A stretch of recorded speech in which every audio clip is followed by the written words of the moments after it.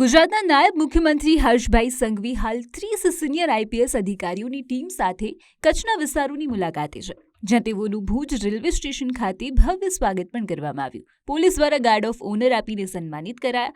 સાથે જ તેમણે ત્યાં ધાર્મિક સ્થળો અને ઐતિહાસિક સ્થળોની મુલાકાત પણ લીધી હતી, જેમાં હર્ષભાઈએ પ્રથમ માતાના મઢ ખાતે મા આશાપુરાના દર્શન કરીને આશીર્વાદ મેળવ્યા. ત્યારબાદ તેમણે કોટેશ્વર મહાદેવ મંદિરના દર્શન કરીને મંદિરનો ઇતિહાસ અને નિર્માણ કાર્યની માહિતી પણ મેળવી. સાથે જ નારાયણ સરોવરની મુલાકાત લીધી હતી અને આ ઐતિહાસિક લખપત કિલ્લાની મુલાકાત લઈ કિલ્લાનો ઇતિહાસ પણ જાણ્યો અને લખપતના વિકાસ અંગે ચર્ચા કરી. હર્ષભાઈએ લખપત ગુરુદ્વારામાં માથું ટેકવ્યું, શીખ સમાજનું સ્વાગત સ્વીકાર્યું અને વૃક્ષારોપણ પણ કર્યું. તેમણે ગુરુ નાનક જયંતિની શુભેચ્છા પાઠવીને ગુરુદ્વારાને પ્રેરણારૂપ ગણાવ્યું છે. જે બાદ ડેપ્યુટી સીએમ હર્ષભાઈએ લખપત તાલુકાના પુનરાજપુર, મોટી ચેર અને કાનેર જેવા ગામોની મુલાકાત લીધી. તેમણે મહિલાઓ અને વડીલો સહિત ગ્રામજનો સાથે સંવાદ અને ખાટલા સભા યોજી હતી.